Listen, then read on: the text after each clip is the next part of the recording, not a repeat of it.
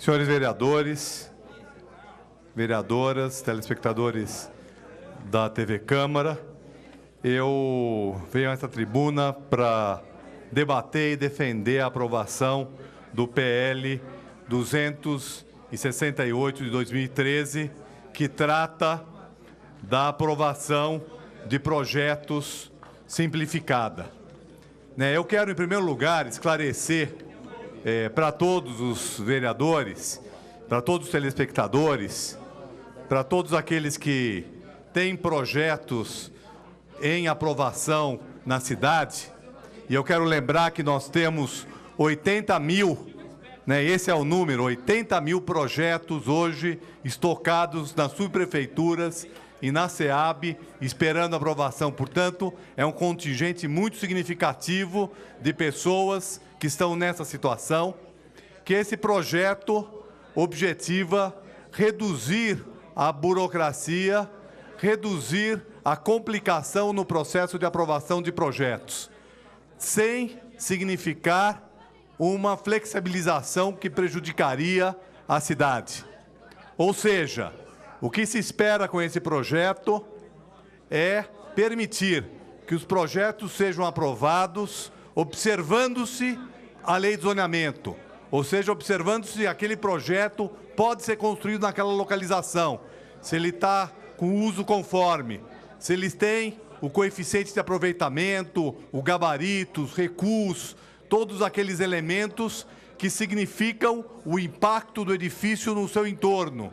Tudo isso continua valendo e continua sendo observado. E o que se flexibiliza é a observação dos aspectos internos do edifício. Por exemplo, a dimensão dos cômodos, o tamanho das aberturas, os aspectos que, na verdade, são de responsabilidade do profissional.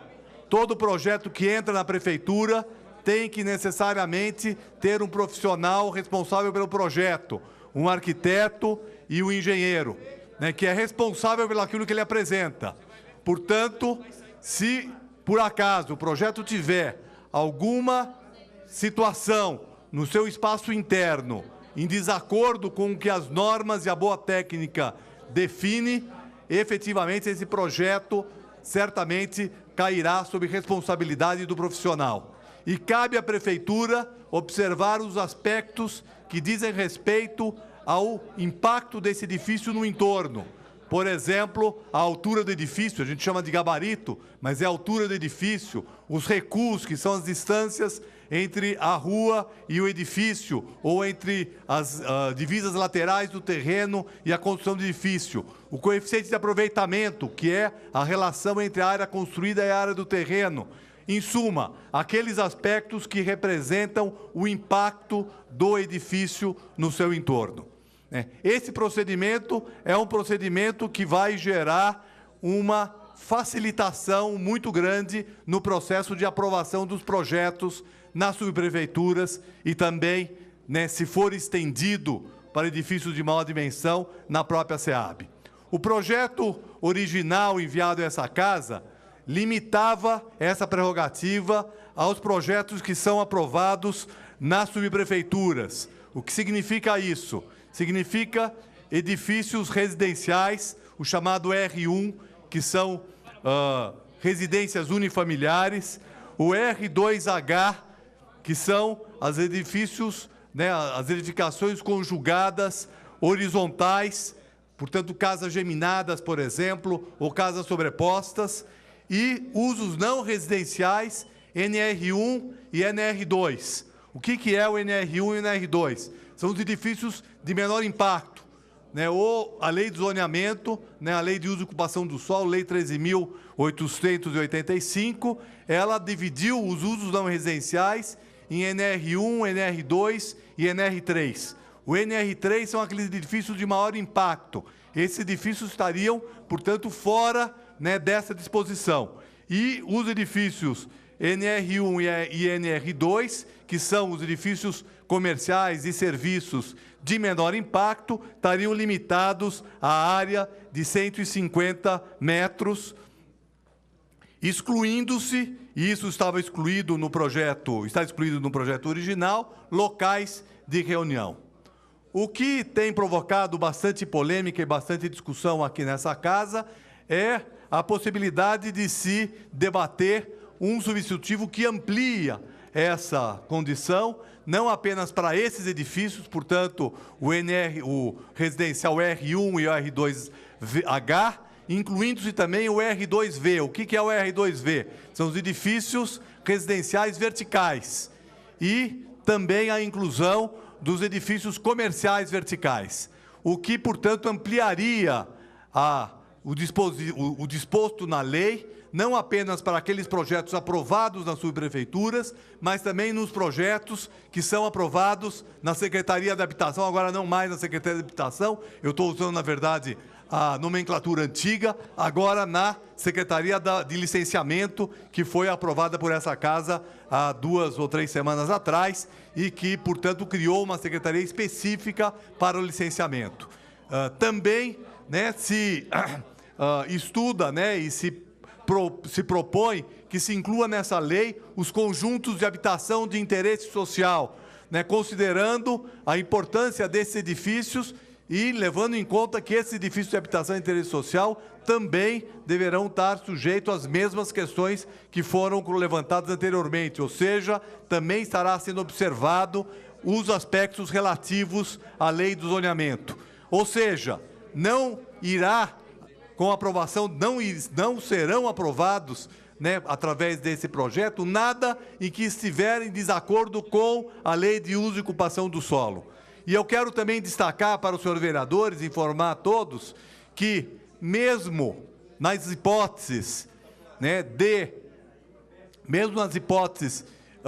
de se flexibilizar ainda mais esse projeto, por exemplo, incluindo-se locais de reunião, incluindo locais que sejam polos geradores de tráfego, mesmo que isso vier a acontecer, não estarão os projetos excluídos da necessidade de passar pela observação daqueles aspectos relativos à segurança, né? Portanto, terão que ser objeto de observação os laudos de incêndio, né? Ou seja, aquelas condições básicas de segurança que são fundamentais para o funcionamento do edifício, né? Exclui-se, né, necessariamente desses projetos aquilo que está disposto na Lei 15.150 de 2010, que é a lei que trata dos polos geradores de tráfego, né? Portanto, os edifícios com edifícios comerciais com mais de 200 vagas, edifícios residenciais com mais de 500, aliás, com 600 vagas, e locais de reunião com mais de 500 destinado a mais de 500 pessoas, que são considerados edifícios que são polos geradores de tráfego e estarão submetidos às mesmas análises que são feitas hoje, análises que são feitas pela Secretaria Municipal de Transporte. Portanto, não se dispensaria da observação, né, desses critérios os edifícios que são edifícios que geram um impacto significativo no trânsito da cidade.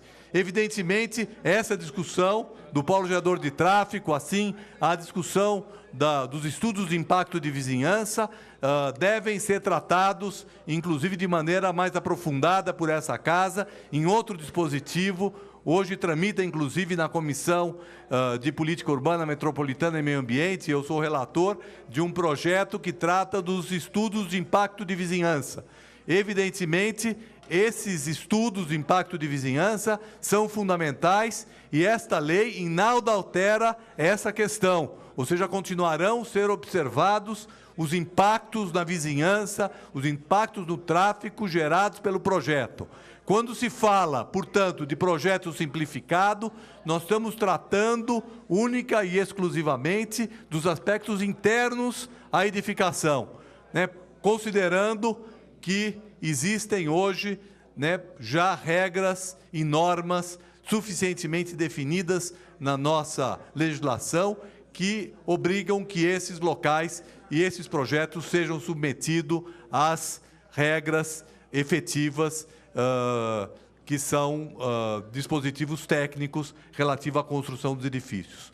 No passado, né, e eu acho que é importante historiar um pouco essa história, no passado, e quando eu estou falando passado, é o passado remoto, né, desde o início do século, quando se estabeleceram regras muito rigorosas para a aprovação de projetos na Prefeitura, e eu estou falando aqui já desde o Código Sanitário de 1894, e depois das dispositivas do Código de Obras Atur-Saboia, de 1934, a preocupação que existia por parte, né, dos sanitaristas e daqueles que estavam preocupados com a chamada higiene das edificações, era exatamente em função da necessidade de incluir nos edifícios determinadas regras de projeto que são fundamentais para garantir as condições sanitárias do edifício. Por exemplo, a ventilação.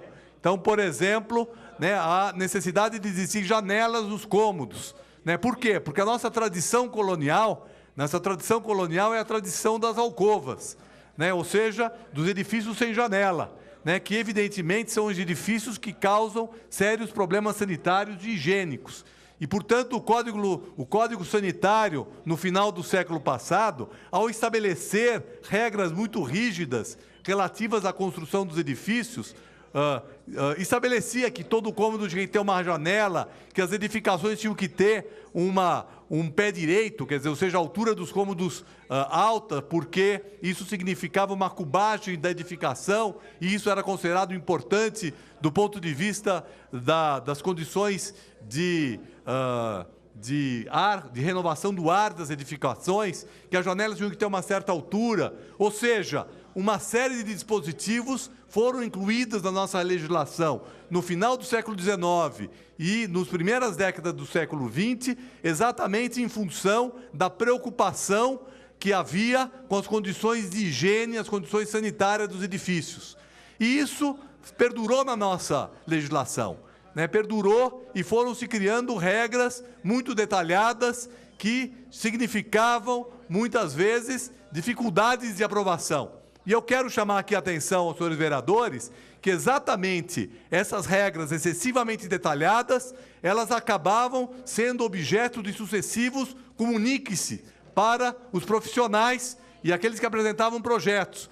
Né? Muitas vezes uma legislação, que é uma legislação composta de um emaranhado de disposições e de normas que facilitavam, na verdade, a criação de dificuldades, e ao facilitar a criação de dificuldades, também facilitava a venda de facilidades. Ou seja, a corrupção no processo de aprovação dos projetos era em grande parte favorecida exatamente pela existência de regras muito detalhadas a respeito dos aspectos internos dos edifícios, que muitas vezes, o que geralmente, tinham uma escassa importância no que dizia respeito à relação desse edifício com o seu entorno. Muitas vezes, relações absolutamente inexistentes. Ou seja, né, se criavam dificuldades no processo de aprovação por normas, exigências excessivas que existiam na nossa legislação. Com esse projeto simplificado, né, já vou conceder uma parte ao vereador Paulo Frange, com a criação de regras que vão facilitar o processo, com a simplificação disso, portanto, se eliminam essas regras, se facilita o processo de aprovação. Não mais os arquitetos, os engenheiros, os proprietários e os empreendedores que estarão submetendo seus projetos à aprovação, poderão ser submetidos aos comunique-se relativos a esses aspectos, e nós poderemos ter uma agilidade maior no processo de aprovação, por um lado, e, por outro lado, uma redução do processo de corrupção, da venda de facilidades no processo de aprovação. Portanto, nós vamos avançar muito. Agora, o que nós, vereadores, precisamos nos preocupar, né, é exatamente nesse processo de simplificação, não exagerar no sentido de gerar problemas que poderão gerar impactos em outros aspectos que aí sim seriam prejudiciais à cidade. É por isso que o que está disposto nesse projeto, ele estabelece claramente que as regras de zoneamento têm que ser obedecidas, ou seja, coeficientes de aproveitamento, gabaritos, recuos, e também as regras relativas à segurança. Evidentemente, nós não podemos ser flexíveis em relação a esse aspecto. inclusive no que diz respeito a locais de reunião que reúnem um número muito grande de pessoas. No meu entender, acima de 500 pessoas, nós não deveríamos incluir nesse projeto para que nós não correramos o risco de o processo de aprovação acabar gerando a possibilidade de se aprovar projetos que depois acabem não atendendo às regras de segurança e às disposições do Corpo de Bombeiros e outros aspectos importantes, como rota de fuga e outros aspectos que são fundamentais para a segurança dos edifícios. Então, esses aspectos todos mostram a importância desse projeto para a cidade, a importância de nós reduzirmos esse enorme estoque, como eu falei, 80 mil projetos hoje estocados nas subprefeituras e nas secretarias de licenciamento, com grande dificuldade, portanto, para que os poucos técnicos que a Prefeitura tem possam analisar tantos detalhes e tantos aspectos relativos ao projeto. Vereador Paulo Frange. Vereador Nabil, eu quero cumprimentá-lo. Com certeza, Vossa Excelência é o mais técnico e o mais preparado parlamentar para defender esse projeto, matéria feita a vossa formação e a cadeira que ocupa hoje na universidade. E foi brilhante a vossa apresentação. Mas a minha fala era no sentido até de trazer uma colaboração em função de uma matéria, vereador José Américo, que saiu ontem na Globo News e que mostrou com uma maravilha que nós estamos aqui tratando parte dela. Ou seja, flexibilizar Código de Obras traz resultados, sim. O governo da cidade de Nova York, o prefeito Julian, fez uma flexibilização no Código de Obras no espaço do Times Square. E, ao mesmo tempo, ele fez uma mudança na cobrança na forma dos impostos dos prédios, que é o nosso IPTU, e o incentivo fiscal para que as empresas ali se instalassem de uma forma rentável.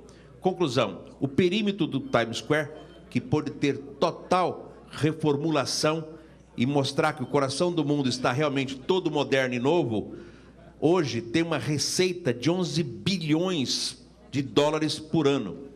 11% também do orçamento da cidade de Nova York. Ou seja, o que Vossa Excelência está defendendo, essa mudança no Código de Obras, com certeza facilita a vida daqueles que vão investir, que vão fazer suas casas novas e aqueles que vão fazer suas reformas. A burocracia, muitas vezes, é um grande entrave. Depois que eu assisti, até gostaria de ouvir a opinião de Vossa Excelência, me passou pela cabeça de fazer uma indicação ao prefeito, já que nós temos um Código de Obras de 1992, vereador André Matarazzo, que já foi secretário de subprefeitura, sabe como é o centro da cidade melhor do que ninguém. Se a gente tivesse um Código de Obras específico para o perímetro do centro, onde nós pudéssemos resgatar mesmo para valer e incentivar as reformas para valer desses edifícios, com certeza nós traríamos nova vida para essa região. Assim como é o exemplo do Times Square. Não sei se Vossa Excelência tem essa ideia em algum momento, já surgiu isso, mas me chamou demais a matéria, até em paralelo pela discussão que nós estamos travando agora, de uma forma simples, mas bastante parecida. Até muito interessante que Vossa Excelência apresentou essa questão, porque eu, recentemente, inclusive, junto com a minha assessoria, estávamos discutindo a elaboração de um projeto de lei relativo exatamente a isso, a questão da alteração do Código de Obras relativas à área central de São Paulo. Por quê? Porque hoje, veja bem, vereador Paulo Frange, para ver o que acontece no centro da cidade. Se eu demolir um prédio, implodir um prédio no centro da cidade e quiser construir um outro prédio com a mesma volumetria do que tiver hoje, no centro eu não posso, tá certo? E se eu quiser fazer o retrofit desse edifício, tá certo? Eu vou poder fazê-lo, mas eu terei enormes dificuldades para poder atender ao Código de Obras atual. Portanto, isso gera um processo de obsolescência da área central. Obsolescência que prejudica o centro e faz com que hoje, por exemplo, nós tenhamos uma grande quantidade de edifícios vazios na área central. Muitos deles, inclusive, hoje, 31 prédios são hoje ocupados pelo movimento de moradia, porque estavam ociosos, vazios, e muitas vezes os proprietários não sabem o que fazer com o edifício. Então, nós estamos, inclusive, estudando, não é um assunto simples, né, mas uma lei, um projeto de lei específico relativo ao retrofit de edifícios na área central para poder facilitar essa questão. Então, primeiro o vereador Ricardo Jung e depois o vereador André Matarazzo. Obrigado, nobre vereador Nabil. Eu queria, em primeiro lugar, parabenizá-lo por estar fazendo esse esclarecimento aqui na casa sobre a natureza da lei, os benefícios da lei e por que os não devem se preocupar com os riscos eventuais ligados a essa mudança. No entanto, eu quero ressaltar e reafirmar que, se o senhor não fizesse isso, nós estaríamos aqui carecendo de esclarecimentos fundamentais em relação a uma lei muito importante para a cidade, porque o espírito dessa lei é um espírito modernizador de diluição da burocracia, se criar uma dinâmica e uma responsabilidade maior dos arquitetos no processo, sem um impacto indesejável na paisagem urbana. Bom, vários benefícios. No entanto, nós recebemos o substitutivo do governo no dia de hoje, depois ainda da reunião do Colégio de Líderes. Portanto, como é que essa casa pode tomar decisões importantes como essas, sem esclarecimentos tão importantes quanto o senhor tem dado? Então, em primeiro lugar, eu queria parabenizá-lo sobre isso. E, nos segundos que me restam, eu queria dizer que aumentam a responsabilidade dos arquitetos e aumentam a responsabilidade das consultoras. Eles passarão a ter uma licença para operar através de projetos simplificados e a responsabilidade deles aumenta muitíssimo. E eu espero que eles estejam à altura desse voto de confiança, caso essa lei seja aprovada hoje à tarde aqui na casa. Muito obrigado, vereador Nabil. Não resta dúvida, vereador Ricardo Jung, que a responsabilidade dos arquitetos, ela cresce. Tá certo? Ela cresce muito, mas essa é uma reivindicação muito antiga do Instituto de Arquitetos do Brasil, né, do Sindicato de Arquitetos do Brasil, recentemente nós tivemos, há 2 anos atrás, 3 anos atrás, a aprovação do Conselho de Arquitetura e Urbanismo, Conselho Nacional, né, a separação, portanto, do Conselho dos Arquitetos e Urbanistas do Conselho Regional de Engenharia e Antiga Arquitetura e Agronomia, né, o CREA. Né, e os arquitetos hoje estão conscientes dessa responsabilidade, e acho que isso é muito importante, porque os arquitetos são responsáveis não só pelos aspectos relativos ao projeto, ao detalhamento relativo ao código de obra, mas também aos aspectos estéticos da construção. E é uma questão importante na nossa cidade, né, algumas cidades, inclusive, e antigamente existia, alguma coisa que chamava uma comissão de estética. Né, isso desapareceu, né, porque seria realmente uma burocracia a mais. Mas antigamente, inclusive as nossas cidades mais antigas, elas têm uma maior uniformidade na arquitetura. Se nós formos olhar, por exemplo, São Paulo dos anos 20, essa que está nas nossas fotografias aqui na Câmara, elas têm uma uniformidade na arquitetura que era decorrente exatamente dessa preocupação, que era a preocupação estética dos projetos. Até isso poderia ser submetido à aprovação. Mas com a simplificação, a responsabilidade dos arquitetos aumenta, né, e os riscos, evidentemente, de os arquitetos serem penalizados, porque eles podem ser penalizados criminalmente, inclusive, também aumenta. Também quero chamar a atenção que as incorporadoras são submetidas à lei do consumidor, tá certo? A lei do consumidor e, portanto, por exemplo, se uma construtora vender um apartamento que não tem uma janela, que tem um pé direito abaixo do que estabelece a norma técnica, que tiver uma dimensão do cômodo abaixo do que é estabelecido pelas normas, ele também estará submetido às regras, né, da lei do consumidor e outros dispositivos que significam a penalização desses empreendedores. Eu acho que nós modernizamos a nossa legislação, reduzimos a burocracia, mas temos que tomar cuidado com os aspectos externos, né, isso sem dúvida. O vereador, anteriormente o vereador André Matarazzo, depois o vereador Muito obrigado, Pêsaro. Vereador Nabil Bonduque. Queria dizer que, viu, vereador Paulo Franchi, inadvertidamente, o governo mandou um bom substitutivo para casa, vereador Nabil Bonduque. Bom. Inadvertidamente? É porque não é a regra, né? Deve ter acontecido alguma coisa. Mandou um pouco em cima da hora, a gente teve pouco tempo de analisar, mas é um bom projeto e importante, porque efetivamente simplificar a burocracia é interessante. E eu vi detalhes do substitutivo, onde o governo toma cuidado com relação à segurança.